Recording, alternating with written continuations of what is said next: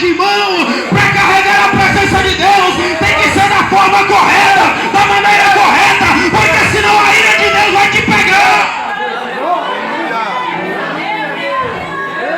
Irmãos, eu não entendo, eu não assimilo a ideia deste evangelho falso que estão anunciando por aí. Um evangelho de facilidades. Eu não concebo esta ideia de forma alguma. Porque neste novo evangelho, eles anunciam um Deus que não tem ira. Eles anunciam um evangelho que não precisa de renúncia. Mas pasmem, no evangelho deles, Jesus também não carregou a cruz. Porque o evangelho da cruz é o evangelho de dor, é o evangelho de sofrimento, é o evangelho de renúncia. Irmão, se Ele, que é o Todo-Poderoso, teve que sofrer, teve que padecer para cumprir o ministério, para cumprir o propósito, por que é que tu acha que eu e você vamos ter velocidade e facilidade? Se Ele, que é o Todo-Poderoso, teve que se preparar durante 30 anos para exercer o ministério e apenas 3 anos e meio, por que é que tu acha que vai começar a pregar hoje e amanhã o teu nome vai estar no cartaz? Irmão, consagra a tua vida, se coloca na posição, paga o preço que a presença de Deus vem.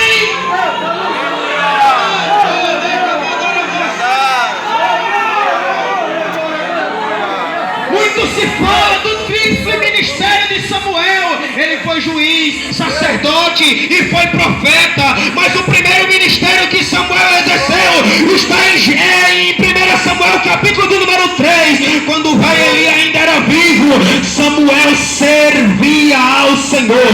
Primeiro ele não foi ser juiz de ninguém, primeiro ele não foi ser sacerdote de ninguém, primeiro ele não saiu profetizando, primeiro ele limpava a arca, ele varria o chão, ele ficava de madrugada. Senhor, fala comigo, me visita.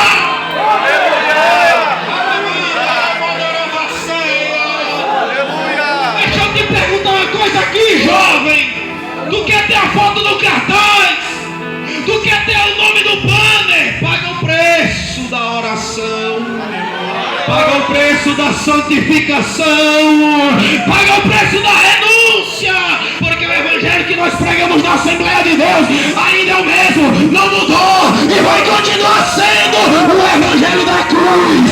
Tem que ter cruz, tem que ter cruz na mensagem, tem que ter cruz na pregação, tem que ter cruz no louvor. Não é louvor que fala sobre você mesmo, não é louvor que fala sobre mim, tem que ser sobre Ele, tem que ser sobre a cruz dele, porque senão não é evangelho.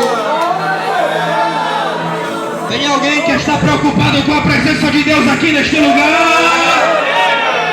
Ainda bem que Saul não veio para este culto, ainda bem que Ofni e Finéias não estão na nave da igreja, mas cadê Davi? Como virá a minha presença do Senhor? Como virá a minha presença do Senhor? Eu almejo a presença do Senhor. E é interessante que quando a gente olha para os salmos de Davi, é algo que ele realmente deseja. Aleluia. No Salmo 27 ele diz: uma coisa pedi e a buscarei, que eu possa habitar na casa do Senhor por longos dias. Porque no dia da adversidade Ele me esconderá no oculto do seu pavilhão. Davi amava a presença do Senhor. Estar na igreja para Davi não era um peso, era um privilégio. Estar na igreja para Davi não era um fardo. Você já viu aquele crente que diz: hoje é dia de culto. No domingo, o único dia que eu tenho é acordar cedo para ir para EBD. Ou não? Mas Davi não, Davi sentia prazer em estar na presença do Senhor.